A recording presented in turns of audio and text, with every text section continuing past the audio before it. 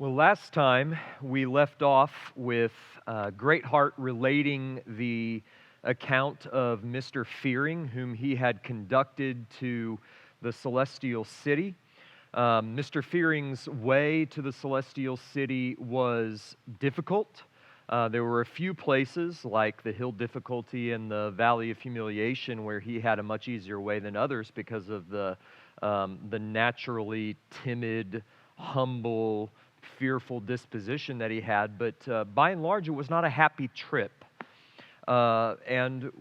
Yet he made it to the celestial city safely, and there was, in the end, never really any doubt that he would, because of the courage and skill of his conductor, Mr. Greatheart, and of course, ultimately, because of the effectual call of God and the sovereignty of God's preserving grace. We saw that there were 4 notes to learn about the account of Mr. Fearing, the account of his pilgrimage. Number 1, that assurance is not of the essence of saving faith, such that you can say where there is no assurance, there is no faith. The question of the relationship between faith and assurance was one that was debated quite a bit in the first few centuries after the Reformation. The continental, that is the European reformers, tended to view, along with Calvin, that assurance is of the essence of faith.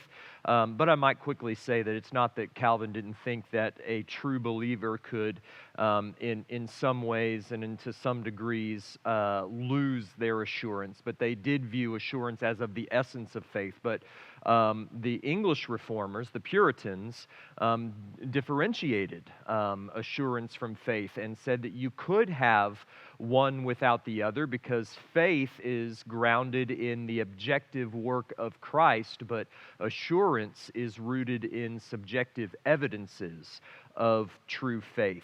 The Westminster Confession of Faith, and therefore the Baptist Confession of Faith, Westminster 1646, the Baptist Confession of Faith 1677, 1689, reflects that English Reformation tradition, and for what it's worth, I am in agreement with that. I do not believe that faith and assurance necessarily or essentially belong together, such that you cannot have one without the other, and we spoke to that in the last session.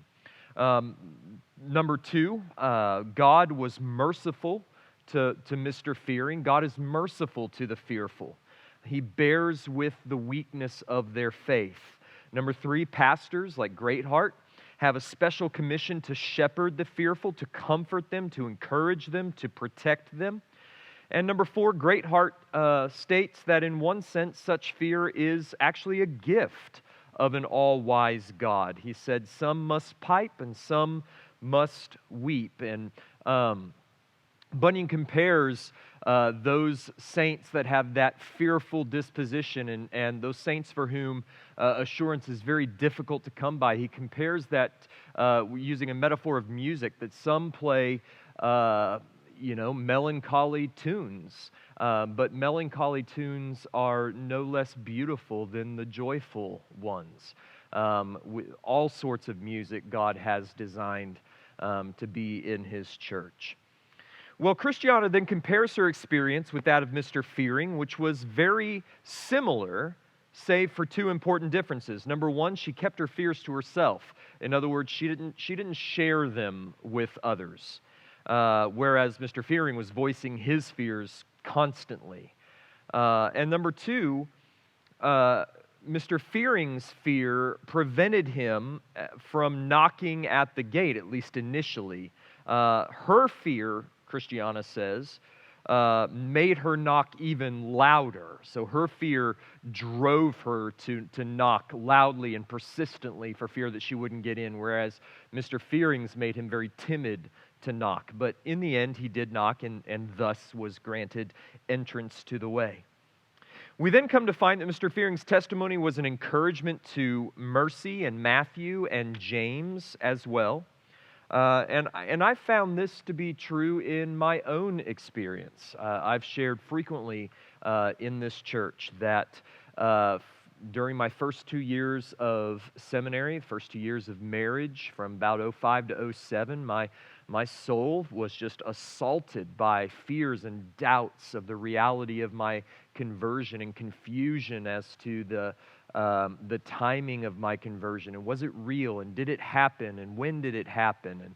And I've shared what the reasons for that were and what some of the good that came out of it was, and in other settings. But what I have found is that when I share that experience, every so often in sermons or in various settings, I found that it is encouraging to those who, like Christiana, Mercy, Matthew, and James, likewise are experiencing that kind of doubt and fear.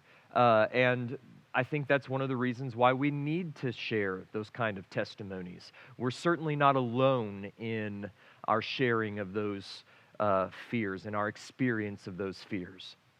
Well, the narrative makes plain that Bunyan views such fears as, in the end, a providential and therefore a positive thing.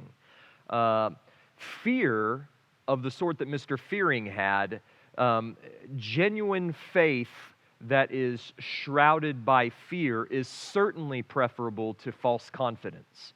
Bunyan is everywhere concerned against a kind of false confidence that appears before the Lord on the last day and hears those dreadful words, "Depart from me, you worker of iniquity, I never knew you." Just think about how many characters in Bunyan's narrative are fully assured within themselves that they're on the way, that they are safe, that they are headed for the celestial city, yet they fall away before the end, or like ignorance, who is a picture of that Matthew 7:22 warning, are rejected at the end. Well, Mr. Honest then tells a story of his own. Greatheart had told the story of Mr. Fearing. Mr. Honest tells the story of Mr. Self-Will, whom Mr. Honest is sure was a false pilgrim who did not come in at the wicket gate. Mr. Self-Will is something of an antinomian, that is, one who has no place for the law. Anti, against, nomos, the law. He's against the law. He has no place for the law in the Christian life. And so he's a picture of one who did not strive for sanctification. He did not strive for that holiness without which no one will see the Lord, Hebrews 12:14. Yet he assured himself that he was safe, right? He was living as no different than an unbeliever, yet would repeatedly assure himself under the banner of once saved, always saved. He excused adultery by referring to David. He excused polygamy by reference to Solomon. He excused lying by referring to Sarah and the Egyptian midwives and Rahab. He excused theft by reference to the disciples' taking of the owner's donkey, which is a strange way to excuse theft. He excused swindling with reference to Jacob. In other words, he's making excuse for all of this ungodly behavior by pointing to biblical examples of ungodly behavior in otherwise godly figures. Greatheart is appalled at this. He says, "For this is as much as to say that because good men have heretofore sinned of infirmity, therefore he had allowance to do it of a presumptuous mind." In other words, Greatheart is making a difference that Puritans often made between what they called sinning with a high hand and sinning of infirmity, presumptuous sins and accidental sins. Greatheart also colorfully adds, "It is just as if the dog should say, 'I have or may have the qualities of a child, because I lick up its stinking excrements,'" which is a disgusting metaphor, but a colorful one, if nothing else. Bunyan was nothing if not colorful in the 17th century. Well, it's then that a man runs up to them, warning them of robbers ahead. And the same robbers, we hear, who had assaulted little faith, of whom we heard in part 1. You remember that we didn't actually see little faith, but we heard of him by means of the discourse between Christian and hopeful. But Greatheart is not afraid, and he marches them forward. They never actually encounter the three robbers, which again points to the advantage of those who make the pilgrimage under the protection and guidance of a capable conductor. Remember, we've been saying this over and over and over again because Bunyan has been emphasizing it over and over and over again. Pilgrims need pastors. Visible saints need visible churches. Well, Christiana then desires an inn for herself and for the children, and so they turn aside to Gaius's inn. Gaius, of course, is a reference to the man who hosted the church at Corinth in his house in Romans 16:23. Actually, I can't remember whether Paul is writing in that passage to Gaius. He's welcoming Gaius or greeting Gaius. The church meets in his home, either in Rome or in Corinth. I think it's in Corinth where Paul is writing from to the church at Rome, and he says that Gaius greets you, but it could be the other way around. We'll have to check on it. At any rate, Gaius's home is going to represent a church. It's also going to represent the godly virtue of hospitality, as we will see. Hospitality, of course, I think is a virtue that is much neglected in our day, but in a day before the Western affluence, post-industrial revolution affluence that we enjoy, and a day before reliable inns, clean, safe places to stay, hospitality was of the utmost importance. It was incumbent upon the saints to extend hospitality to other traveling saints, because where else are they going to stay? And so Gaius represents not only a church by virtue of the reference to the fact that the church meets in his home in Romans 16:23, but also of the virtue of hospitality. Let me go ahead and just look it up there to see Romans 16:23. Gaius, who is host to me and to the whole church, greets you. So Gaius is in Corinth, hosting the whole church at Corinth in his home. Well, Gaius's inn is, as I said, another picture of the church, and Bunyan is going to emphasize again that church membership is only for the regenerate. So only believers are welcomed into Gaius's home. While dinner is being prepared by a chef whose name is Taste That Which Is Good, coming from the psalm, "O taste and see that the Lord is good," they have good discourse. And when Gaius hears that Christiana is Christian's wife, he begins to speak of Christian's ancestors, which include the Christians at Antioch. They include Stephen, they include the apostles, they include the martyrs who populated Fox's Book of Martyrs, originally called Acts and Monuments, written by John Fox in the 16th centuries. One of Bunyan's favorites, and one of his favorite books, one of the only books that he owned. And I will be referring to that in the next stage. He alludes to it numerous times in his writings.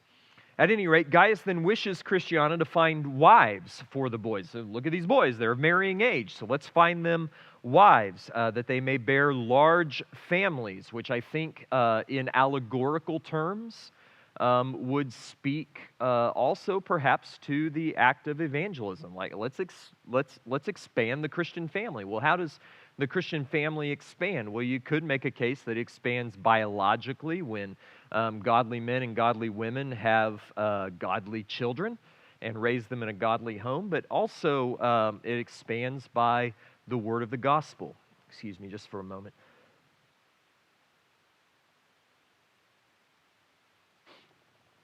Well, Gaius then takes it upon himself to propose that Mercy and Matthew be joined in marriage, which then came to pass. And Gaius next speaks at length of the glory of women. He just waxes eloquent about the glory of women, which could be somewhat of a corrector to the notable absence of women in Bunyan's first part. Just about the only women who appear in the part are Christiana, who that's not her name at the point, Christian's wife, who in part one is kind of an unbelieving wretch, and then Madame Wanton, the temptress, right? So part one was notably lacking in noble women characters. And so part two is correcting that, I think, as Bunyan had more experience in the church and came to admire female saints by experience. But also, I just think that it's a picture that, or reflective of the Gospels themselves, right, which have many, numerous, notable, godly female characters. And so Bunyan puts into Gaius's mouth this exaltation of the glory of women in the midst of the church. Well, when supper is ready, Gaius proceeds to explain the various elements in terms of Old Testament typology. The setting of the table speaks of the stirring of the appetite for the heavenly feast. The Levitical offerings speak to the necessity of opening the meal with prayer and praise. The wine speaks to the joy that God gives to his people. There was milk for the boys to drink and grow up by. You kind of see Bunyan bouncing back and forth. Are the boys young or are they getting older? One of them's already married. So he can't quite decide in his narrative if he wants them to be young children or young men.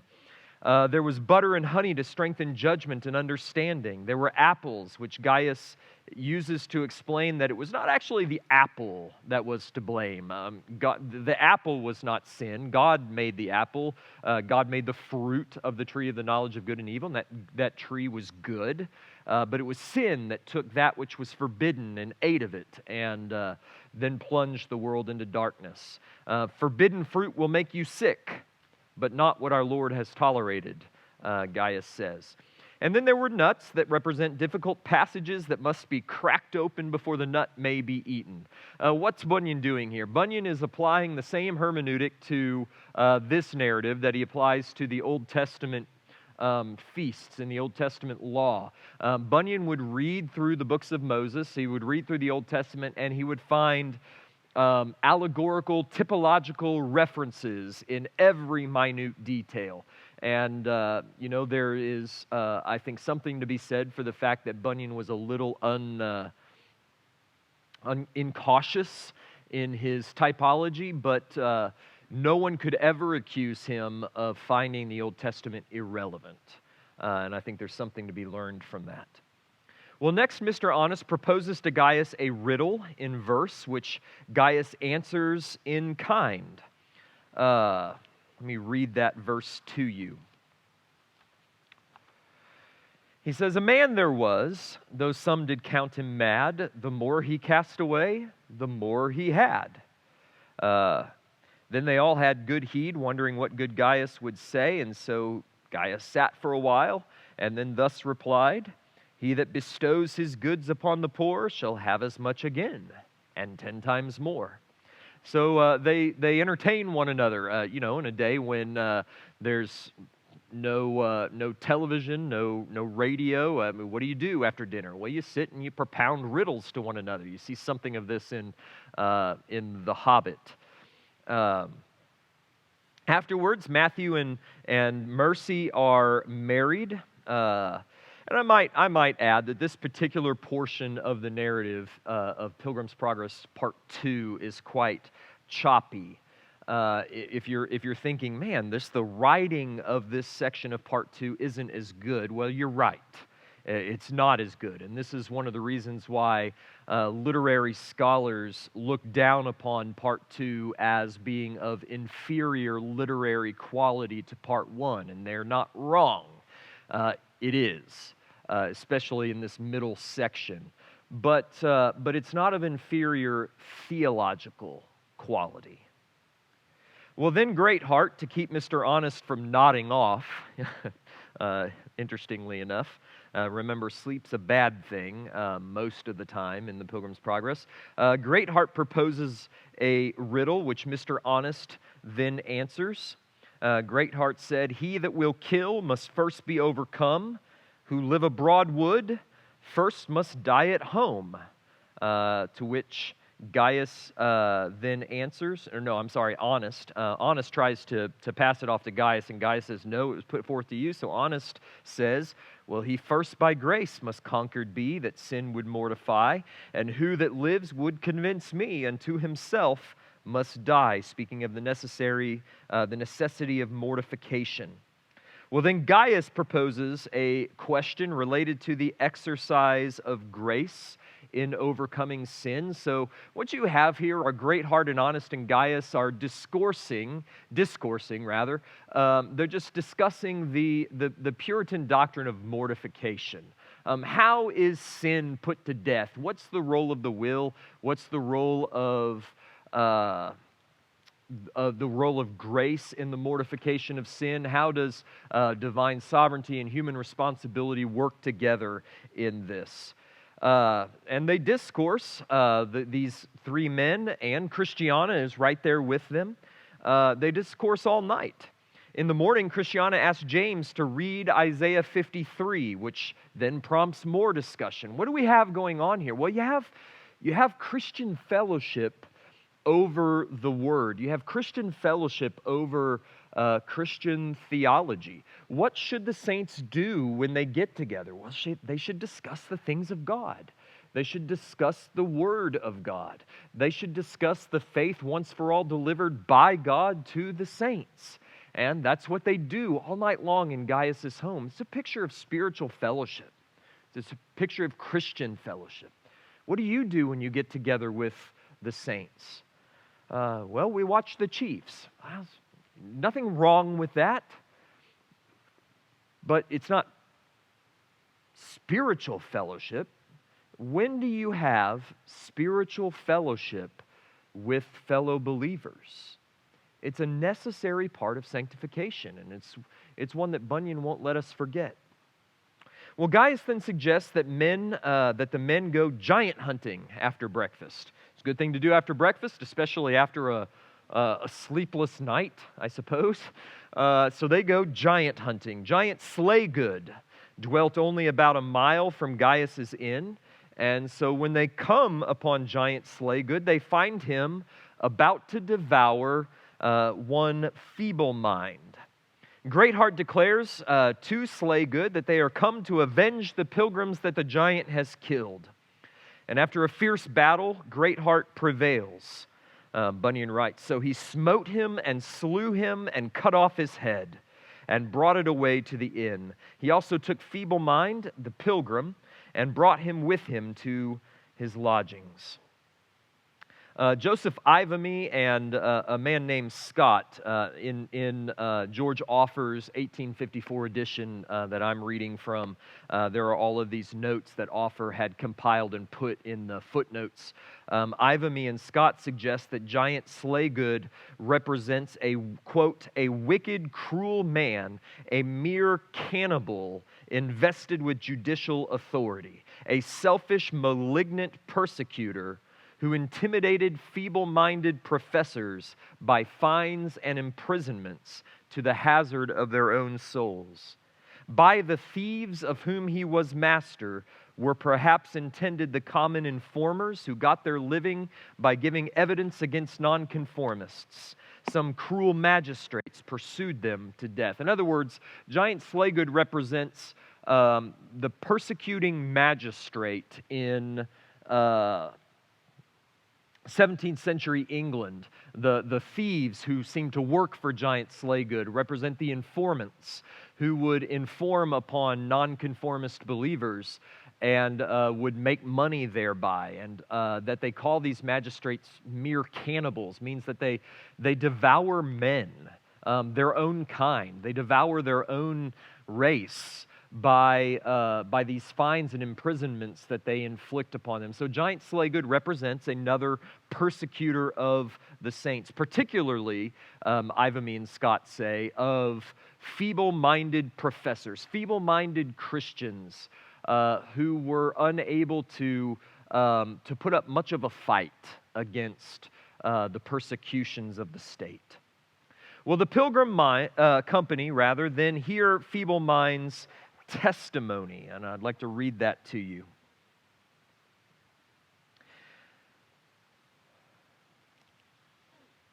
Then said the poor man, I am a sickly man, as you see, and because death did usually once a day knock at my door, I thought I should never be well at home. So I betook myself to a pilgrim's life, and have traveled hither from the town of Uncertain, where I and my father were born. I am a man of no strength at all of body, nor yet of mind, but would, if I could, though I can but crawl, spend my life in the pilgrim's way. When I came at the gate, that is at the head of the way, the Lord of that place did entertain me freely. Neither objected he against my weakly looks, nor against my feeble mind, but gave me such things that were necessary for my journey, and bid me hope to the end. Then I came to the house of the interpreter. I received much kindness there, and because the hill difficulty was judged too hard for me, I was carried up that one by one of his servants. Indeed, I found much relief from pilgrims, though none were willing to go so softly as I am forced to do. Yet still as they came on, they bid me be of good cheer, and said that it was the will of their Lord that comfort should be given to the feeble-minded, and so went on their own pace. When I came up to a salt lane, then this giant met with me, and bid me prepare for an encounter. But alas, feeble one that I was, I had more need of a cordial. So he came up and took me. I conceded that he should not kill me. Also, when he had got me into his den, since I was not with him willingly, I believed I should come out alive again. For I have heard that not any pilgrim that is taken captive by violent hands, if he keeps heart whole towards his master, is, by the laws of providence, to die by the hand of the enemy. Robbed I look to be, and robbed to be sure I am. But I am, as you see, escaped with life, for the which I thank my King as author, and you as the means. I thank my King as the author, and you as the means. Other brunts I also look for, but this I have resolved on, to wit, to run when I can, to go when I cannot run, and to creep when I cannot go. As to the main, I thank him that loves me, I am fixed. My way is before me, my mind is beyond the river that has no bridge, though I am, as you see, but of feeble mind. In other words, feeble mind represents another wonderful testimony of a weak saint. A weak saint called and beloved of God. He comes in at the wicket gate. So he's a true saint. Everywhere he goes, the Master provides for him mercifully and richly. And even though he is assaulted by giant Slaygood, he's confident that because he did not go with him willingly, that if he just continues to put up a fight, that in the end he will be delivered. And delivered, in fact, he was by the authorship of the King and by the means of Greatheart and the Pilgrim Company. It turns out, actually, that Feeble Mind is the nephew of Mr. Fearing, who we just heard about. So there's a connection between the two. Well, when Gaius warmly welcomes Feeble Mind makes an interesting note about providence, which Bunyan highlights in the margin.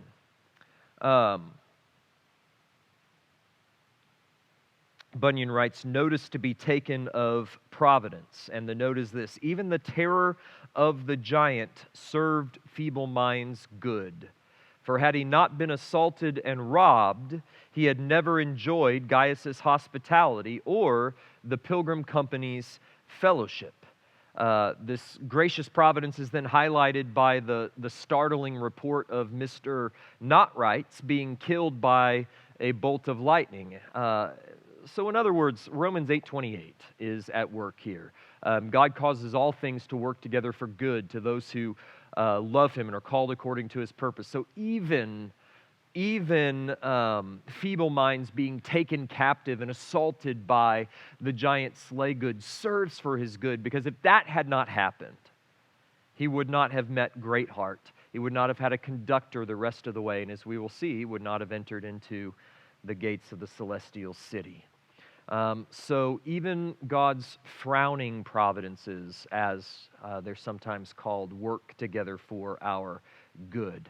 Mr. Notright, for whom the providence does not work for his good. All right, because the promise of Romans 8:28 is only for those who love Him and are called according to His purpose. But Mr. Notright was killed by a bolt of lightning. What What, one would think, doth seek to slay outright, oft times delivers from the saddest plight. That very providence, whose face is death, doth oft times to the lowly life bequeath. I taken was, he did escape and flee. Hands crossed gives death to him, and life to me. Hands crossed was an allusion to when Jacob blessed his grandsons, Ephraim and Manasseh. You remember that he crossed his hands and he gave the younger the blessing that belonged to the older. And that was a favorite image of Bunyan's. He often used that hands crossed imagery, that God remains sovereign in the bestowal of his blessings, right? He gives his richest blessings to those who seemingly deserve it least, right? His hands are crossed in the bestowal of his blessings. He remains sovereign over his grace. Well, not only were Matthew and Mercy married, but now Gaius gave his daughter Phoebe to James in marriage. So now 2 of Christian's sons are married. And the Pilgrim Company continues to grow. When it comes time to depart, Greatheart asks for the bill, but Gaius reports that the Good Samaritan has promised to cover all of his charges. So Bunyan's just weaving in all of these biblical images here. You remember the Good Samaritan found the man who had been assaulted, and he left him at an inn and promised to pay all of the charges when he returned. In other words, the Lord pays the debt of when we give hospitality. When they depart, Mr. Feeblemind does not think he is invited to go along, owing to his weak condition, but Greatheart invites him warmly. Greatheart says, "But brother, I have it in commission to comfort the feeble-minded and to support the weak. You must needs go along with us. We will wait for you. We will lend you our help. We will deny ourselves of some things, both opinionative and practical. For your sake, we will not enter into doubtful disputations before you. We will be made all things to you, rather than that you shall be left behind." This is Bunyan's description of the church enacting Romans 14 and 15. You remember that Paul's command to the church in Romans 14 and 15 is that the strong in faith should bear with the weak in faith, that the church should reject none whom God has accepted, be they never so weak in faith, and that the church has the responsibility, those who are strong have the responsibility to bear with, to help those who are weak, and to deny themselves of certain things that may freely belong to the strong, in order that it might not cause the weak to stumble. But while they're talking, another figure comes whose name is Mr. Ready to Halt. He's a crippled man on crutches. Those crutches, Bunyan notes, are promises. That's Bunyan's note in the margin. And so Mr. Ready to Halt comes along, and Mr. Feeblemind is glad of the company of another weaker brother. And they become fast friends. They share the rest of the journey together as part of this pilgrim company, but they become closer than brothers. Always together are Feeblemind and Ready to Halt. Remember that Feeblemind and Ready to Halt are 2 sincere Christians. They came in at the wicket gate, but they are representative of the weak in faith that yet have a right by God's command to a place in the church. As the Pilgrim Company travels on, Mr. Honest asks Greatheart to tell some stories of the pilgrimages of others, which is a reminder to us that Christian biography is good for the soul. I would challenge you to find good, that is accurate Christian biography. There's a difference between Christian biography and Christian hagiography. Fox's Book of Martyrs falls in the latter category, but there are some great Christian biographies. If you need some recommendations, just ask me. I'll be glad to give you some recommendations, or if you're lucky, maybe even lend out a book or 2.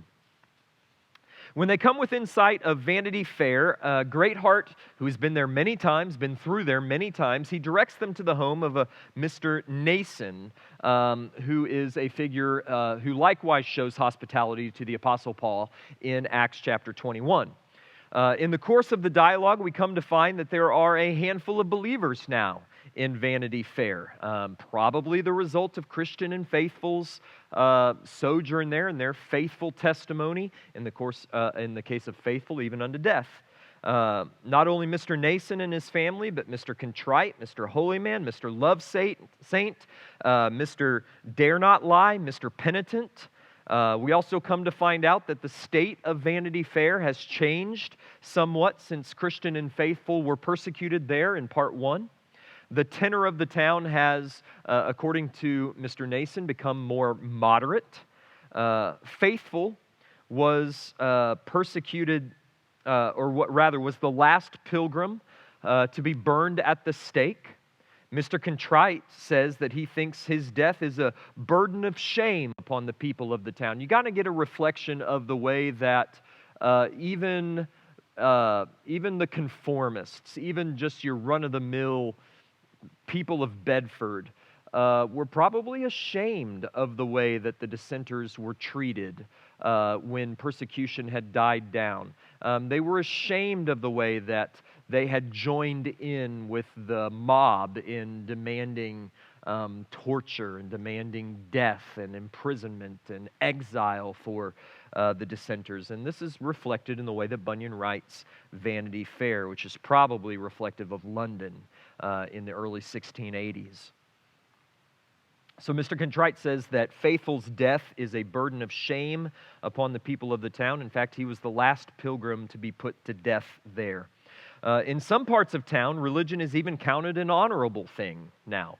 It doesn't mean that it's genuine faith, but it does mean that there's a more religious tenor to the town. The town of Vanity, as I said, reflects something of the changing conditions between 1668, when Bunyan wrote Part 1, although it wasn't published until 10 years later in 1678, and 1684, when Bunyan wrote Part 2. Persecution had very much died down by 1684. As a whole, the people of England were far more concerned. They were less concerned, and the authorities were less concerned with dissenting Protestants in England than they were with James II, the Catholic king, and with Catholic influence, and with what's known as the Popish plot, a plot which turned out to be more rumor than fact, a plot to overthrow the Protestant monarchy and the Protestant nation and to bring it back under the control of Rome. So this has the people's attention, and as a result, the persecution of Protestants very much lightened up. Mr. Contrite then turns the question around and asks the pilgrims to tell their stories. So each of the men of Vanity hear the stories of the pilgrims, and then they describe the prevalence of false pilgrims that pass through Vanity Fair. So they are aware of the presence of false Christians, and they're eager to hear the story of this pilgrim company, and you get the idea that they are particularly interested in hearing, how did you get on the way? Did you come in at the gate? Well, we find that the pilgrim stayed in the home of Mr. Nason quite some time, and that he gave his daughters Grace and Martha in marriage to Samuel and Joseph. So now all of Christian's 4 sons are married. Bunyan seems to provide their extended stay in Vanity as an example of how Christians ought to dwell in Babylon, seeking the welfare of the city, as it says in Jeremiah 29:7. Yet we find that Vanity, or Babylon, if we're going to make the biblical tie-in, was frequently assaulted by a monster, a dragon, whose description matches the beast of Revelation. And this dragon was governed by a woman, who then is the harlot of Revelation 17. So it's a very medieval picture, right? The town is every once in a while terrorized by a dragon who sweeps in and steals children. And Bunyan is making an allusion here to Revelation 17 and to the image of the scarlet beast and the harlot of the whore of Babylon who rides upon the beast, and they drink the blood of the saints, and they enslave, although it's less clear that maybe the people of the world are not aware of the enslavement in Revelation 17. This dragon would sweep into town at certain seasons and would steal away the children of the town. But the men of the church go out and they oppose him. And they slowly weakened the beast's power. The church, by its effective opposition, its effective evangelism, weakened slowly, bit by bit, the power of the beast. And this won the church the esteem of the town. Even if the town was not by and large converted to faith, they began to esteem the town. So what's being symbolized in this scene? Well, for Bunyan, the beast, Antichrist, was the persecuting state, and the harlot who controlled it was the Catholic Church, or perhaps the false church more broadly. Perhaps Bunyan would have grouped in the Anglican Church, the Anglo-Catholic Church, into his description of the beast, or of the harlot, rather.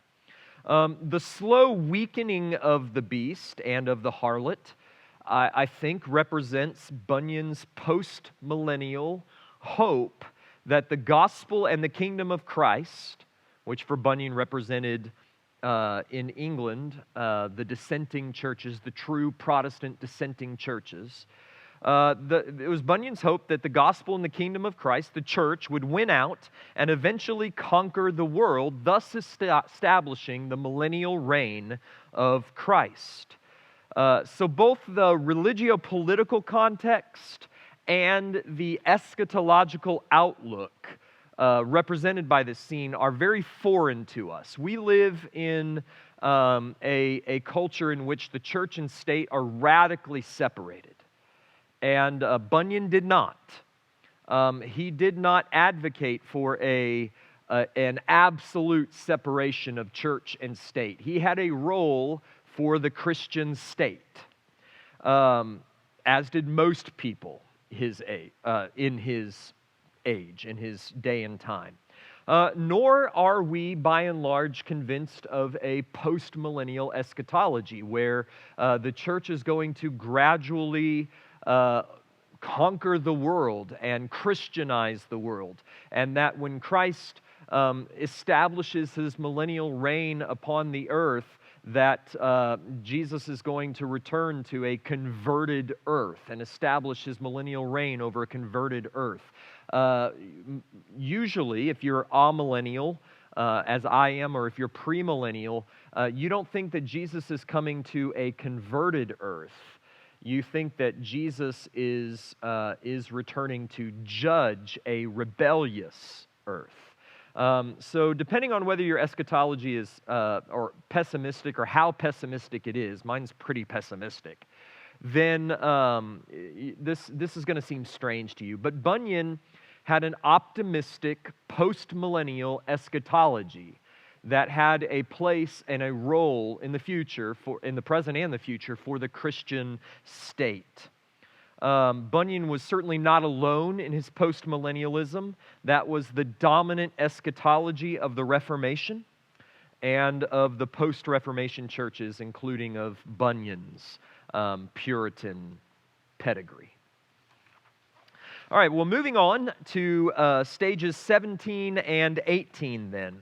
It comes time for the Pilgrim Company to continue their journey to the Celestial City, so they prepare to leave Vanity Fair.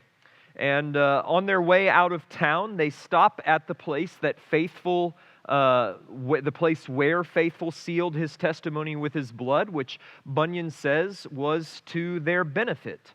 I mentioned just a bit earlier that probably Bunyan's favorite book next to the Bible was Fox's Book of Martyrs, which was first published in 1563. The original name was The Acts and Monuments by a Puritan by the name of John Fox. And it's a history. It's not a very good history. It's not so much biography as it is hagiography. In other words, some of the details are questionable in there. But it's a history of Protestant martyrology, beginning with Stephen in Acts chapter 7 and continuing all the way through the Marian martyrs of the 1550s, men like Cranmer and Latimer and Ridley. In my PhD work, I had to read all of Bunyan's works, and I indexed all of them systematically and theologically, and I counted 14 distinct allusions to Fox's Book of Martyrs in Bunyan's work, which is far more than any other non-biblical book. Bunyan loved the Book of Martyrs. He loved the stories of the faithful who were faithful unto death and received the crown of life. Bunyan was encouraged, particularly during his days in prison. While in prison during those 12 years, he had, it is said, only 2 books. He had a Bible, and he had Fox's Book of Martyrs. And Bunyan was encouraged, particularly during his days in prison, by the account of those faithful saints who persevered to the end. And Faithful's death in part 1 is very much patterned after the heroes of Fox's book, particularly the Marian martyrs of the previous century, previous to Bunyan. Well, next they come to the hill Lucre and to the pillar of salt that was once Lot's wife. And they marvel that men should succumb to the temptation and turn aside to the silver mine when this pillar, this warning, stands right there to warn pilgrims. But Bunyan comments that only they considered again that nature is not affected with the harms that others have met with, especially if that thing upon which they look has an attracting virtue to the foolish eye. In other words, Bunyan's saying we don't learn from the destruction that comes upon others for their sins when we find ourselves attracted to the very same sin. In other words, we think, even though many others have peered over the edge into the silver mine out of their greed and have fallen in, we think that we can manage it, and we can't. Well, they next come to the river of the water of life, by which is a meadow and sheepfolds and a shepherd, who is Christ. Bunyan says it's this man in all caps. It's the man, Christ Jesus, the good shepherd of the sheep. This section seems placed in order to provide Bunyan an opportunity to speak to the place of children within the church. He writes, "By this riverside in the meadow there were cotes and folds for sheep, a house built for the nourishing and bringing up of those lambs, the babes of those women that go on pilgrimage.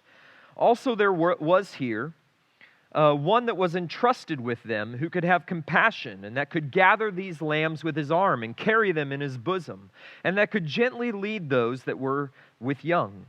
Now to the care of this man," all caps, so we're talking about Christ here, "Christiana admonished her 4 daughters to commit their little ones, that by these waters they might be housed, harbored, secured, and nourished, and that none of them might be lacking in time to come. This man," capital M, "if any of them go astray or be lost, he will bring them again. He will also bind up that which was broken and will strengthen them that are sick."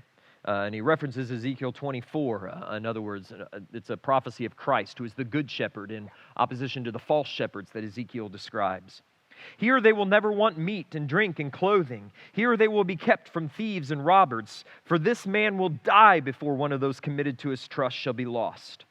Besides, here they shall be sure to have good nurture and admonition, and shall be taught to walk in right paths. And that you know is a favor of no small account.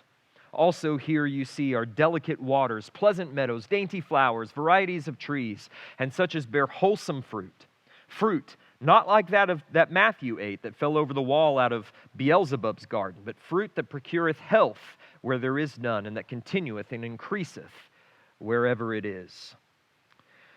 So Bunyan was a Credo Baptist and not a Paedo Baptist. He was not strictly speaking, not a Congregationalist like John Owen. He was not a Presbyterian like Richard Baxter. Yet he maintained a theology of covenant children, just as we do here at First Baptist Nixa. Though we do not believe that children are strictly included in the new covenant in the same way that Israelite children were included in the old covenant, yet we do believe that many of the benefits of the new covenant fall upon them in a way that they don't upon those who are not a part of the church. So, Christiana's 4 daughters-in-law commit their children to the care of this shepherd. This is a description of what Bunyan would have called covenant children. Very much a Puritan context, even though as a Credo Baptist he had stripped it of its baptismal significance. Well, next they come to Bypath Meadow, where Christian and Hopeful jumped the stile and found themselves trespassing on the grounds of Doubting Castle, which is ruled by the giant Despair. And so they converse about whether or not they should go storm the castle and slay the giant and rescue any pilgrims who might be found within his dungeon. Well, finally, Greatheart, as they're debating whether or not it's wise to do this, Greatheart jumps up and says, I have a commandment to resist sin, to overcome evil, and to fight the good fight of faith. And I pray, with whom should I fight this good fight, if not with the giant Despair? I will, therefore, attempt the taking away of his life and the demolishing of Doubting Castle. So Honest and Christiana's 4 sons, who are now young men, and all of them married, some of them have children, they agree to go with him. They engage both the giant Despair and his wife Diffidence, and they slay them both. And then they demolish Doubting Castle. And in the course of this, they find within the dungeon of Doubting Castle Mr. Despondency, who is almost starved to death, and his daughter, Mrs. Much Afraid, or Miss Much Afraid. Yet though they rescued these 2 alive, Bunyan notes that they found the castle yard strewn with the corpses of pilgrims, and the dungeons filled with dead men's bones. I suggest that this episode, as well as the 2 previous episodes in which Greatheart and others set out to slay the giant Maul and the beast that would come into Vanity Fair and steal away children. I represent that these episodes represent the work of the church, particularly of its pastors. Remember, Greatheart has a commission to do this kind of thing. The work of the church in contending for the faith through theological apologetics, that is, speaking and writing in defense of the faith. This is something Bunyan was involved in, especially early in his ministry, when he wrote 2 tracts against the Quakers and their tendency to set aside the revelation of God in Scripture in favor of what they called the light within, and their tendency to disregard the bodily resurrection of Christ in preference for his spiritual resurrection. And so Bunyan wrote 2 tracts. He debated the Quakers in person, and he wrote 2 books against them called Some Gospel Truths Opened, and then when that was answered by a man named Edward Burrow, then he wrote a response called A Vindication of Some Gospel Truths Opened. And then in 1672, he he answered a book by a Bedfordshire priest, an Anglican priest, later became the Bishop of Gloucester, a man named Edward Fowler, who was a latitudinarian. Fowler had written a book called The Design of Christianity, in which he asserted that the design of Christ's coming was to enable men to keep the law, that thereby they may be justified. And Bunyan said, no, that's not the gospel. And so he wrote a defense of the doctrine of justification by faith in the imputed righteousness of Christ, a wonderful tract that describes Bunyan's somewhat idiosyncratic but still robust doctrine of justification by faith alone in the imputed righteousness of Christ alone. As false doctrine brings pilgrims into doubt and despair, it is the calling of the church, especially the calling of the church's pastors, to, in the words of Jude 3, contend for the faith once for all delivered to the saints. Well, when the 6 warriors and the 2 rescued pilgrims, despondency and much afraid, return to the rest of the company, there is much joy and music and dancing.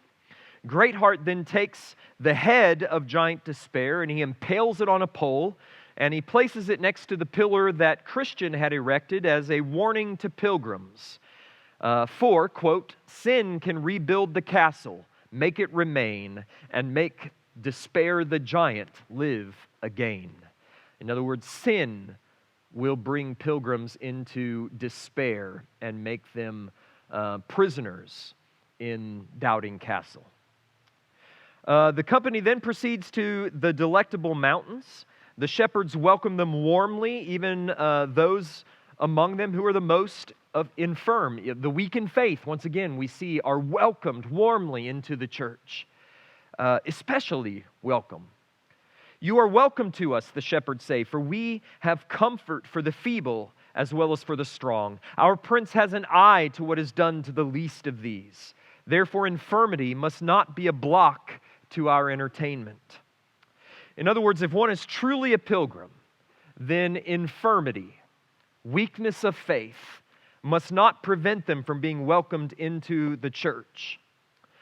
Not only that, but the shepherds invite the weak in faith by name. They're invited by name. They're called by name into the church, which again shows Bunyan's emphasis on Romans 14 and 15, that the church has a commandment from God to receive into its membership all whom God has received into His membership. The next day, after a good meal and a good night's rest in the palace, that is the church.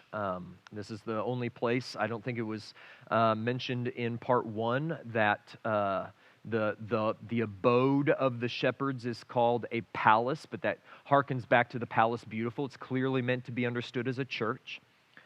The shepherds take them out to show them the heights. First, they show them around all of those sites which they had once showed to Christian, that is Mount Error, Mount Caution. They showed them the byway to hell. They're going to show them that again, as well as the hill clear. Then they showed them new sights, 4 of them. They showed them Mount Marvel. And on Mount Marvel there is a young man, the son of great grace, the king's champion, who puts to flight the 3 brigands that assaulted little faith, right? That was great grace, the king's champion who put to flight the 3 brigands who assaulted little faith. This is his son who is upon Mount Marvel. And what is he doing? Well, he's causing mountains to move. He is tumbling the hills about with his words, which is a reference, of course, to Mark 11, 23 to 24, that whoever has an ounce of faith will be able to say to this mountain, rise up and be moved from this place. And so this guy's just tumbling mountains about with his words. And it's a lesson to pilgrims that strong faith causes the mountains of tribulation and trials to crumble. Well, then they take them to Mount Innocent, where godly man is dressed all in white, and 2 other figures, prejudice and ill will, are continually casting dirt upon him, yet the dirt does not stick to him. It cannot stick to him. And the shepherds say, "So it shall be with him that liveth truly innocently in the world. Whoever they be that would make such men dirty, they labor all in vain. For God, by that little time is spent, will cause that their innocence shall break forth as the light, and their righteousness as the noonday," which I believe is a quote from Malachi 4. Then they take them to Mount Charity, where they see a man who cuts from his cloth, and with that cloth sews garments for the poor, but then he never runs out of cloth, like the widow who never runs out of yeast, or not yeast, never runs out of her jar of wheat, I guess it is, wheat meal. This is a flour. That's the word I'm looking for. She never runs out of flour. What do you make bread with? You make it with flour. All right, well, this is, said the shepherds, to show you that he that has a heart to give of his labor to the poor shall never want wherewithal. And then finally, they show them fool and wantwit. These two fools are trying to wash the Ethiopian and make him white, but the more they wash him, the blacker he is, which is an emblem that is clearly drawn from Jeremiah 13:23. Can the Ethiopian change his skin, or can the leopard change his spots, or the Ethiopian change his skin? No, it's first. Can the Ethiopian change his skin, or the leopard his spots? The answer, of course, is no.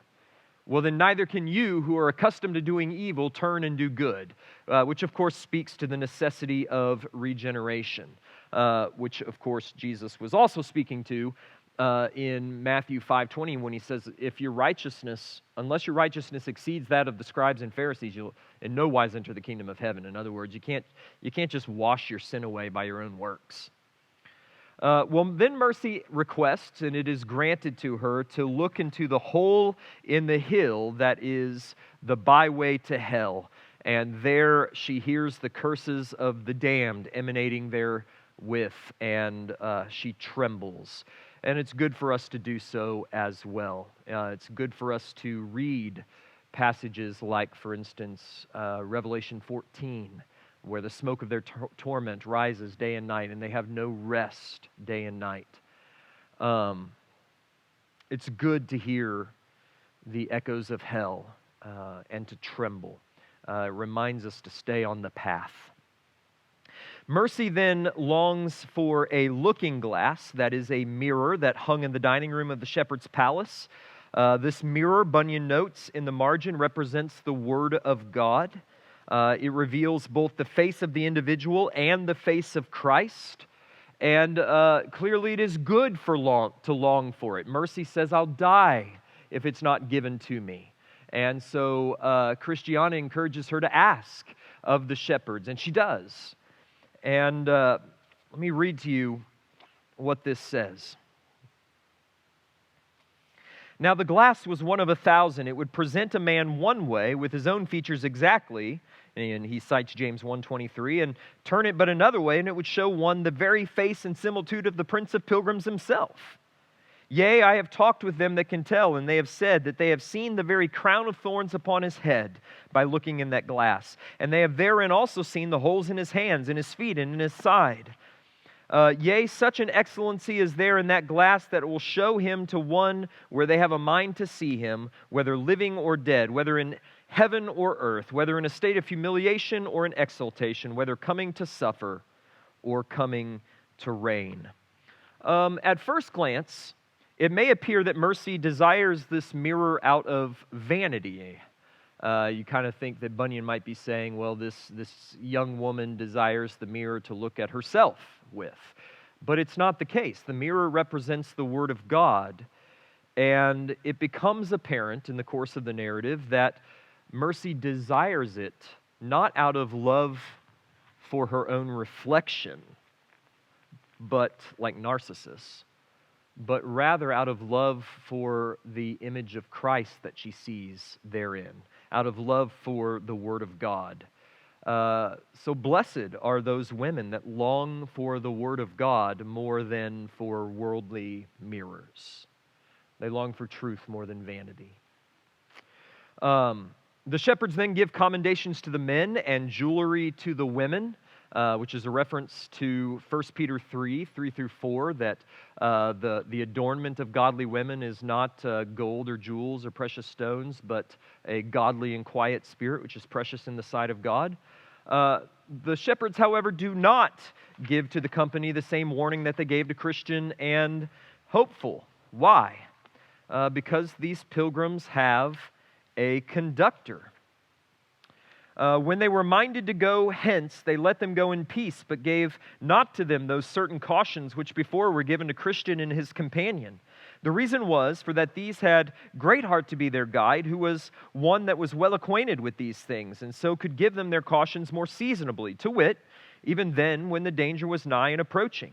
What cautions Christian and his companions had received of the shepherds, they had also lost, by that when the time was come that they had need of them to put them to practice. Wherefore, here was the advantage that this company had over the others. In other words, they had a pastor who was there to remind them in the moment, to warn them in the moment, to guide them in the moment. Once again, pilgrims need pastors. Probably the major corrective that Bunyan makes between part 1 and part 2. Well, coming now into the final stage, stage 8. As the pilgrim company continues, they come to the place where Christian and Hopeful encountered Turnaway, the apostate, and Greatheart relates how difficult it was for Turnaway to succeed in his apostasy, how many he met on his return back to where he came from that tried to dissuade him from going on and to return to the pilgrim pathway. He met those at the cross who said, stop, look at the cross and return to your pilgrimage. He even met evangelists who tried to convince him not to go out of the wicket gate, but it was all in vain. Apostasy does not happen accidentally, in other words, it is willingly chosen. Next, they come upon Valiant for Truth, one of the great figures of Pilgrim's Progress. Valiant for Truth has just been engaged in a long and bloody combat with 3 thieves, whose names are Wildhead, Inconsiderate, and Pragmatic. These are thieves that will rob you along your pilgrimage. If you get a wild head, if you are inconsiderate, maybe better would be immoderate, and pragmatic, means or the ends justify the means rather than following the truth. Greatheart is clearly impressed with this young man who wields a right Jerusalem blade, always sharp, can cut through soul and spirit, dividing joints and marrow, which of course is a reference and emblem of the Word of God. In other words, Valiant for Truth is like Apollos, a man mighty in the Scriptures, and Greatheart invites him into their pilgrim company. Well, Valiant for Truth then relates his testimony. His pilgrimage was provoked by hearing of the pilgrimage of Christian. More importantly, Valiant for Truth, like all true pilgrims, came in at the gate. Yes, he says when asked, for the same man also, tell the truth, who was like Valiant for Truth's evangelist, for the same man also told us that all would be nothing if we did not enter this way at the gate. Well, Valiant for Truth takes the conversation about Christian as an opportunity to ask whether Greatheart thinks that Christian will know Christiana and the boys in the celestial city. Will we know one another when we get to heaven? And Greatheart responds in the affirmative. We do not cease, this is how he argues, we do not cease to be ourselves in glory. We will recognize ourselves as ourselves, and so it bears reasoning that we will recognize others. Yet, he says, earthly relations will be dissolved, which is based on the historic majority reading of Matthew 22:30, that in the resurrection they will neither marry nor be given in marriage. So I will know my children as my children, but they will not be my children, that is under my authority anymore. I will know my wife as my wife, but she will not be my wife anymore. We will be saints of the Most High. I don't know exactly how that looks. I don't know how exactly I can know my wife as having been my wife, but not as my wife anymore. But somehow all of those earthly relationships give way to the greater. The shadow gives way to the substance, right? The parent-child relationship will give way to the relationship between the children of God and our Father. The husband-wife relationship will give way to the relationship between Christ and the church. The friend-to-friend relationship will give way to the relationship between believers in Christ, who is a friend and a brother. Brother-sister relationships give way to the brothers and sisters in Christ, and so on and so forth. Valiant for Truth then relates all the ways that his father and mother attempted to dissuade him from going on pilgrimage. The number of stumbling blocks that they placed in his way. There were 4 of them. They told him of all the dangers he would face. They told him of the deceivers he would encounter. They told him of the apostates who had failed to endure. And they told him of the despondency, the loneliness that awaits pilgrims. But none of these obstacles prevailed against Valiant for Truth. How did Valiant for Truth overcome all these obstacles? Well, by faith. Why I still believed what Mr. Tell-True had said, and that carried me beyond them all, he says. Bunyan wants us to see that from first to last, salvation is entirely by faith. By faith, we go on pilgrimage. By faith, we endure on pilgrimage. And by faith, we complete the pilgrimage. Well, after this long discourse, they must have been walking and talking as the narrative progresses.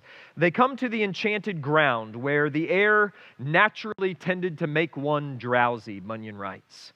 The place was overgrown with briars and thorns, and before long a mist and a darkness descended upon them. Yet Greatheart kept them moving, encouraging them to continue on, giving special attention to Mr. Ready to Halt, and Valiant for Truth was keeping a ready eye on Mr. Despondency. So this careful pastoral protection is being demonstrated here as Greatheart and Valiant for Truth, who is emerging as something like a pastoral apprentice, a lay elder, if you will. And they are keeping an eye on the weakest of the pilgrim company, that they not fall asleep and be destroyed on the enchanted ground. Again, pilgrims need pastors. Bunyan's narrative paints a miserable picture of the trudge through the enchanted ground, a miserable picture of scrapes and snags and mud and sludge. When they come upon an arbor, which is called the slothful's friend, they eschew its promise of comfort and ease, and they continue to press forward, always under the steady guidance and teaching of Greatheart. When they arrive at a particularly confusing place, where it's unclear whether they should go to the right or the left, Greatheart, unlike Christian and Hopeful, Greatheart gets out his map and he consults it, which of course is the Word of God. And from the map, they learn that they are to keep to the right-hand way, which we are told was a good thing, because the other direction, even though it looked better, ended up in something like quicksand. It ended up in a mire from which they would never have emerged, a mire that had destroyed many other pilgrims. Bunyan then provides some of his own application. Then thought I with myself, who that goeth on pilgrimage but would have one of these maps about him, that he may look when he is at a stand, which is the way he must take. You need the Word of God to guide you on your way. Well, the pilgrims then come to a second arbor, wherein they find Heedless and Twobold fast asleep. And they attempt to wake them, but they are unsuccessful.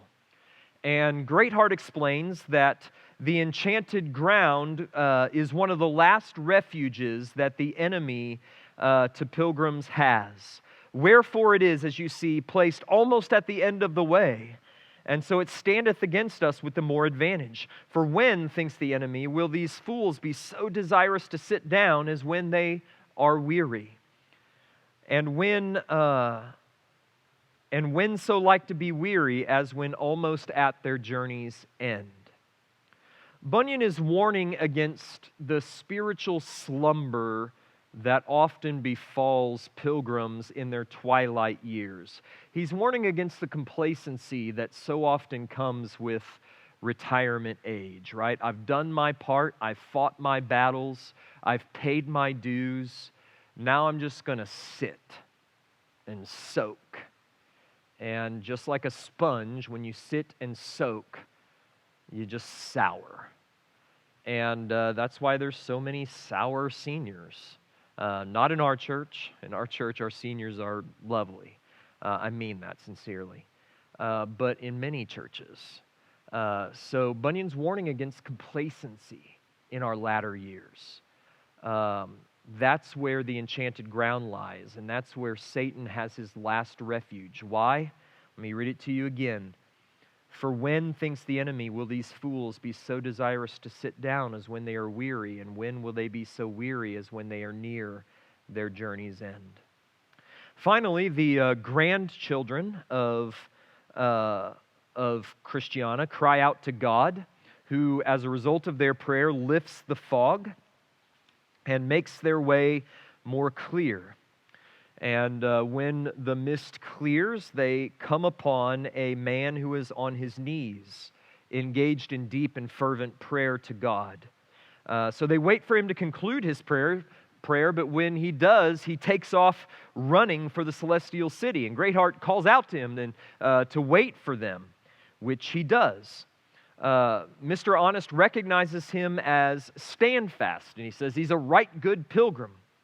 As they converse, we find that Mr. Standfast was fervent in prayer because he had recently endured a very severe temptation in the form of a witch named Madam Bubble, a tall, comely dame, the narrative states, with something of a swarthy complexion. And she's tall and dark and good-looking. And she offers Standfast her body, her purse, and her bed. These are worldly, sensual, sexual temptations. Standfast says he resisted her once and twice, but she would not leave him be. So he had no other recourse but to cast himself in prayer upon the mercy of God and plead for strength to overcome. And it was while he was engaged in prayer that she departed from him. Madam Bubble's temptation was all the more difficult for him to resist because it took place on the enchanted ground where pilgrims are prone to drowsiness. In fact, Greatheart informs the pilgrims that the enchanted ground is enchanted by virtue of Madam Bubble's sorceries. It's her ground. Bunyan notes in the margin that Madam Bubble represents the world, the things of the world, the delight of the eyes, the lust of the eyes, the lust of the flesh, the pride of life, right? And he even cites 1 John chapter 2, the things that are in the world. That's what is represented by Madam Bubble. And Greatheart notes, whoever doth lay their head down in her lap had as good lay it down upon that block over which the axe doth hang. And whoever lay their eyes upon her beauty are counted the enemies of God. In other words, if you're going to lay your head in her lap, you might as well lay your head upon the butcher's block or the executioner's block, because you're just about to be dead. Greatheart says,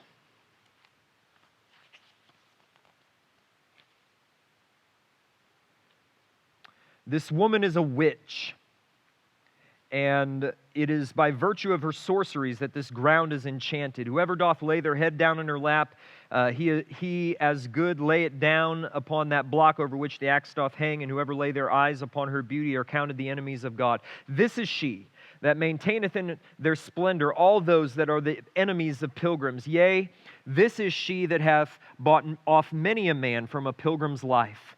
She is a great gossiper. She is always, both she and her daughters, at one pilgrim's heels or another, now commending and then preferring the excellencies of this life.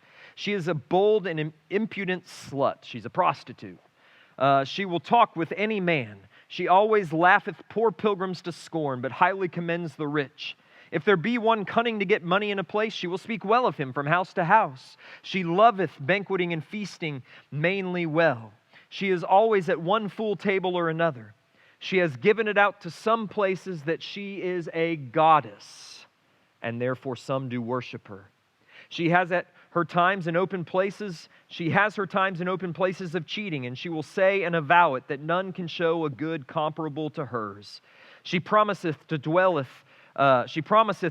with children's children, if they will but love and make much of her. She will cast out of her purse gold like dust in some places and to some persons. She loves to be sought after, spoken well of, and to lie in the bosoms of men. She is never weary of commending her commodities, and she loves them most that think best of her. She will promise to some crowns and kingdoms, if they will but take her advice. Yet many hath she brought to the halter, and 10,000 times more to hell. Wonderful speech about the temptations and dangers of the world.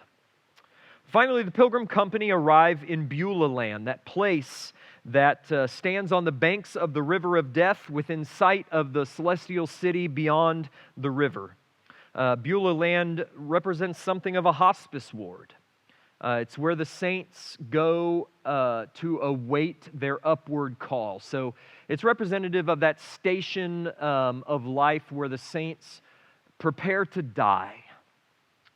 Bunyan notes, in this land they heard nothing, saw nothing, felt nothing, smelled nothing, tasted nothing that was offensive to their stomach or mind. Only when they tasted of the water of the river over which they were to go, they thought that tasted a little bitterish to the palate, but it proved sweeter when it was down.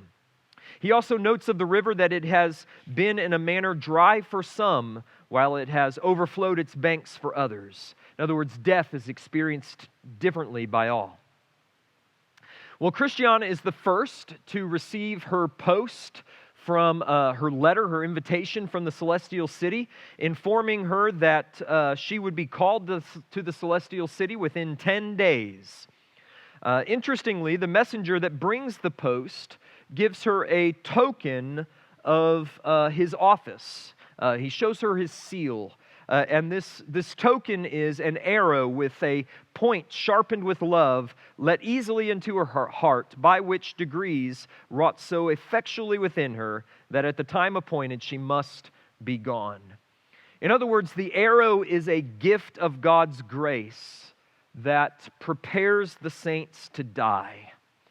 It's a gift of God's grace that loosens their grip on the things of this world, even the permissible things of this world, and prepares them and eagerly prepares them to die and causes them to be eager for the celestial city beyond.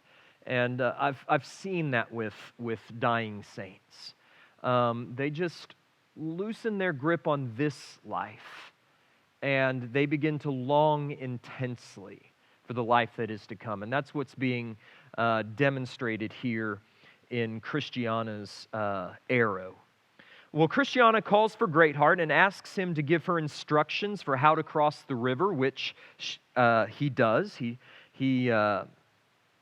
tells her what it's going to be like and what to do, which signifies the role of the pastor in preparing those entrusted in his care or to his care, preparing them to die in faith. Pilgrims need pastors, particularly at the end. So then she calls for her children, and she told them that she yet read with comfort the mark that was set in their foreheads. In other words, that she was comforted by the genuineness of their faith. That she then calls valiant for truth, stand fast, and Mr. Honest. The last of which tells her that he hopes she will, quote, go over the river dry shod. But she answered, I shall have time enough when I come there to sit down and rest and dry me. She then calls in Mr. Ready to Halt, Mr. Despondency, and his daughter Much Afraid, and Mr. Feeble Mind, giving to each a blessing and a warning to be ready for the day when they are called upward. And when the day of her departure arrived, the pilgrims lined the road on one side of the river, while on the other side there was just fullness of heavenly chariots and horses ready to accompany her to the city gate. And Christiana's last words were, "I come, Lord, to be with thee and to bless thee." And the surviving pilgrims both wept and rejoiced, which is the fitting response to the death of a saint. Well, then one by one, the pilgrims begin to be called home. The next pilgrim to receive the upward call is Mr. Ready to Halt. When he comes to the river, he casts away his crutches, saying, "Now I shall have no more need of these crutches, since yonder are chariots and horses for me to ride on." And the last words he was heard to say was, "Welcome life." So he went his way. Then is Mr. Feeble Mind, who makes no will because he had no possessions. Rather, he says, "As for my feeble mind, that I will leave behind me, for that I have no need of in the place whither I will go. I will no longer be feeble-minded. I shall be as sharp as a tack. Nor is it worth bestowing upon the poorest pilgrims. Wherefore, when I am gone, I desire that you, Mr. Valiant, would buy it in a dunghill." His last words were, "Hold out faith and patience." Next is Mr. Despondency, and you'll note that all of these posts, with the exception of the first one that came to Christiana, all of these posts come with tokens of their sincerity, and these tokens are emblems of old age drawn from the symbols of Ecclesiastes chapter 12. In other words, old age is the emblem that death is imminent. By the way, Ecclesiastes chapter 12 is an incredibly symbolic, wonderful description of old age, and the author just goes all the way, all of the problems that attend the breakdown of the body, the graying of the hair, the dimming of the windows of the eyes, the falling out of the teeth, and so on. That's what's being described here. And so with each post, there comes this description drawn from Ecclesiastes 12 of old age. In other words, when old age comes upon you, it's time to prepare to be called home. So Mr. Despondency is next, and he goes along with his daughter, much afraid, who is not willing to be parted from him. And so Mr. Despondency says to his friends his last words, which I want to read to you. Mr. Despondency says this: "Then Mr. Despondency said to his friends, 'Myself and my daughter, you know what we have been, and how troublesomely we have behaved ourselves in every company. My will and my daughter's will is that our desponds and slavish fears be by no man ever received from the day of our departures forever. For I know that after my death they will offer themselves to others. For, to be plain with you, they are ghosts, which we entertained when we first began to be pilgrims, and could never shake them off after. And they will walk about and seek entertainment of the pilgrims. But for our sakes, shut ye the doors upon them.'" And then he crosses the river with the final words, "Farewell night, welcome day." And his daughter went through the river singing, but none could understand what she said. Heed Mr. Despondency's words. Don't entertain the doubts that are suggested to you by the ghosts of fear. Next is Mr. Honest, who determines, you know what, I'm not going to leave my honesty to anyone else. I'm going to take it with me. It shall go with me, he says. Though the river was at flood stage when it was time for Honest to cross, such that his death would have been very trying, yet he received help from a man named Good Conscience, which is another reminder that the death of the saints is a corporate ministry. We must help one another. To die in faith and hope is not only a pastoral ministry, it's an every member ministry. Mr. Honest's last words were, "Grace reigns." Next comes Mr. Valiant for truth, who bequeaths his sword to him that shall succeed me in my pilgrimage, and his courage and skill to him that can get it. But my marks and my scars I carry with me to be a witness for me that I have fought his battles. Who now will be my rewarder? When the day that he must go hence was come, many accompanied him to the riverside, into which he went, as he said, Death, where is thy sting? And as he went down deeper, he said, Grave, where is thy victory? Drawn from 1 Corinthians 15. So he passed over, and all the trumpets sounded for him on the other side. Next comes the summons for Mr. Standfast, and he calls for Greatheart, and he implores him to return to his wife and his 5 children that he's left behind, and to follow, or to plead with them to follow in his footsteps, just as Christiana and her sons had followed in his. And I want to read this to you. When Mr. Standfast had thus set things in order, and time being come for him to haste him away, he also went down to the river. Now there was a great calm at that time in the river. Wherefore Mr. Standfast, when he was about halfway in, stood a while and talked to his companions that had waited upon him thither. And he said, This river has been a terror to many. Yes, the thoughts of it also have often frightened me. Now methinks I stand easy. My foot is fixed upon that upon which the feet of the priests that bore the Ark of the Covenant stood, while Israel went over this Jordan. The waters indeed are to the palate bitter, and to the stomach cold. Yet the thoughts of what I am going to, and of the conduct that awaits for me on the other side doth lie as a glowing coal at my heart. I see myself now at the end of my journey. My toilsome days are ended. I am going now to see that head that was crowned with thorns, and that face that was spit upon for me. I have formerly lived by hearsay and faith, but now I go where I shall live by sight, and shall be with him in whose company I delight myself. I have loved to hear my Lord spoken of, and whereof I have seen the print of his shoe in the earth, there I have coveted to set my foot.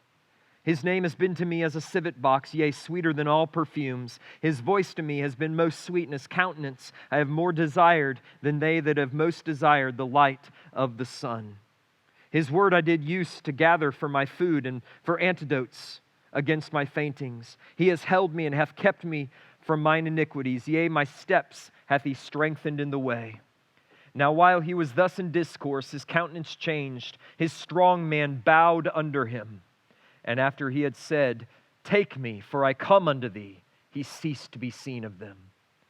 But glorious it was to see how the open region was filled with horses and chariots, with trumpeters and pipers, with singers and players on stringed instruments, to welcome the pilgrims as they went up and followed one another in at the beautiful gate of the city. As for Christian's children, the 4 boys that Christiana brought with her, with their wives and children, I did not stay where I was till they had gone over. Also, since I came away, I heard one say that they were yet alive, and so would be for the increase of the church in that place where they were for a time. Shall it be my lot to go that way again, I may give those that desire it an account of what I am here silent about. Meantime, I bid my reader adieu. 4 lessons, I think, that we can learn from this final scene in Beulah land. The first, of course, is a reminder that the preparation for death is a corporate ministry. No member of the church should die alone. They need to have pastors by their side, preparing their soul for what lies ahead. They need to have church members by their side, holding their head above water, helping them to cross the river safely, encouraging them about what lies on the other side. So that's truth number 1. The preparation for death is a corporate ministry. Number 2, the experience of death is unique to every saint. Remember, the waters are at flood stage for some, but are as shallow as a puddle for others. Death is so hard for some, and it is so easy for others. Some die in a long, painful, wasting disease. Others die silently and sweetly in their sleep. Your death is not determined by how you lived, ultimately. It's determined by the sovereign will of God, but His grace is sufficient for the flood as well as for the puddle. Third, the result of death is glorious. The result of death is glorious. Bunyan wants us to Uh, he wants us to keep our eyes fixed on the other side of the bank. It's a glorious homecoming. No matter how deep the river was when you crossed, no matter how difficult your journey was, all the way along, remember the weak in faith, the strong in faith, when they cross the river, their homecoming is glorious. There's trumpets, there's chariots, there's much joy. And finally, we need to be prepared. We need to be prepared for the day, which is what Christiana's last words to all of the Pilgrim company were. Be prepared for the day when you will meet your King face to face. Indeed, that's the purpose of the whole of the Pilgrim's Progress.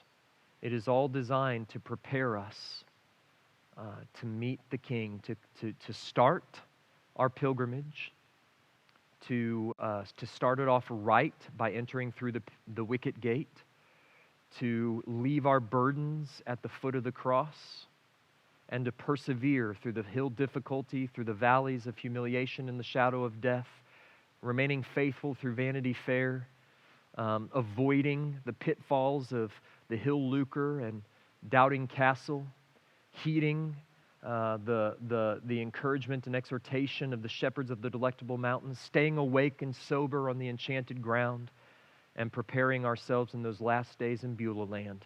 And my hope and my prayer is that you who have been with me through this study of the Pilgrim's Progress have seen your own pilgrimage reflected in the pilgrimages written by Bunyan in this book. And my hope and prayer is that you will end just as faithfully as did Christian, faithful, hopeful, Christiana, Mercy, and all of the other great figures in this book. Thank you for accompanying me on this journey, and may God bless you as you continue your pilgrimage to the celestial city.